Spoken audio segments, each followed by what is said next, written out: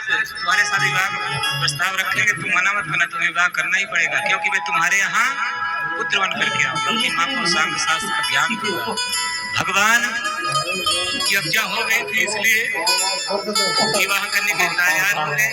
जब करदम जी यहाँ मनुष्य रूपा जी आए अपनी विभूति को लेकर के, तो करदम जी विवाह का प्रस्ताव रखा, विवाह होने लग गया। जब फेरे पड़ने लग गए, जब पहला फेरा पड़ा, दूसरा फेरा पड़ा, फेरे कितने पड़ते हैं, कितने फेरे पड़ते हैं? 7। इसका हुआ पता होगा ना।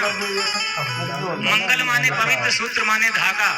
पवित्र धागा जब चारों दिशाओं को साक्षी मानकर कोई पुरुष किसी कन्या के गले में पहनाता है, अग्नि के सामने जो है तो ब्राह्मणों को जो है साक्षी लेकर, अग्नि को साक्षी लेकर के, और जब मांग में सिंदूर भरता है, एक के बाद एक 7 फेरे देता है। पहला फेरा होता है पानी के लिए, दूसरा फेरा होता है व्रतों के लिए, तीसरा फेरा होता है सभ्यता के लिए, चौथा फेरा होता है पवित्रता के लिए, 5वां फेरा होता है संतान के लिए, 6वां फेरा होता है व्रतों के लिए, और 7वां फेरा होता है धर्म के लिए। किसके लिए?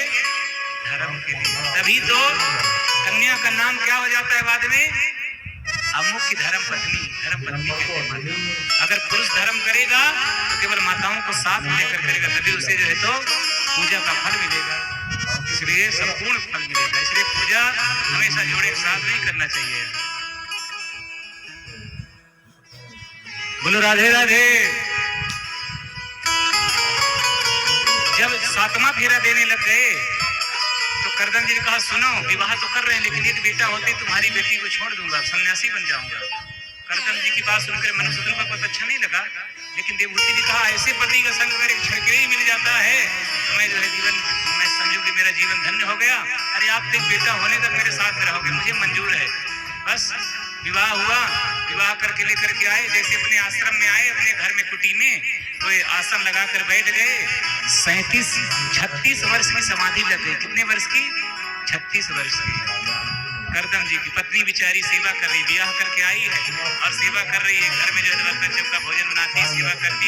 आए जब 36 वर्ष बाद इनकी आंखें खुली तो देखे तो बोले, देवी कौन हो, पहचाना नहीं, क्योंकि 36 वर्ष बाद इनके तो मुंह पे झुर्रियां पड़ गई थी बेचारी। देवी कौन हो, पहचाना नहीं। प्रभु मैं आपकी धर्म पत्नी हूँ, मेरा नाम देवहूति। अरे देवहूति तुम अभी तक गई नहीं, प्रभु कैसे जा सकते हैं? अरे आपसे विवाह करके जो है तो आई हुई।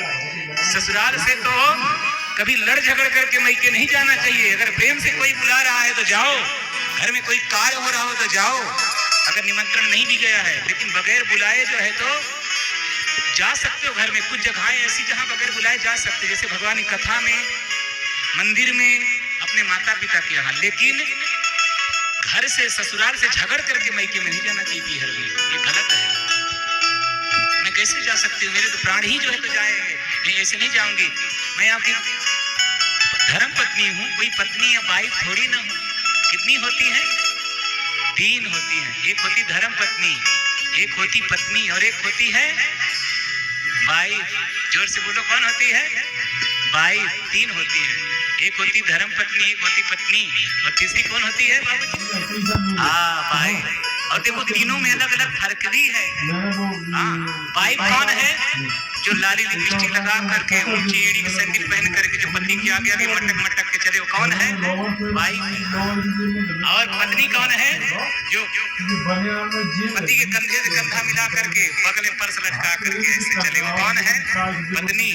और एक होती है धर्म पत्नी। धर्म पत्नी वो है जो पति के पग चिन्हों पर चले। पति धर्म करे तो पति के साथ में धर्म करे, पति को आकर्षित करे धर्म करने के लिए। धर्म करो, तुम्हें जो है करना चाहिए धर्म। वो कौन है? धर्म पत्नी। ध्यान देना, वाइफ तो आपके केवल संपत्ति में साथ देगी। जो संपत्ति में साथ दे कौन है? वाइफ है। पत्नी आपकी संपत्ति में भी साथ देगी, विपत्ति में भी साथ देगी, लेकिन जो आपकी धर्म पत्नी होगी वो आपकी संपत्ति में भी साथ देगी, आपकी विपत्ति में भी साथ देगी, और जो आपकी भक्ति में भी साथ देगी वो कौन है? धर्म पत्नी। इसलिए यहाँ पर देवहूति कहती, मैं आपकी धर्म पत्नी हूँ, कोई पत्नी या वाइफ नहीं, तुम्हें घर। इसलिए ध्यान देना, मैके में तब तक ही जो है तो आदर सत्कार होता है जब तक माँ बाप जिंदा हैं, नहीं तो भाई भौजाई तो कभी कभी बुलाते हैं। हाँ कभी कभी बुलाएंगे।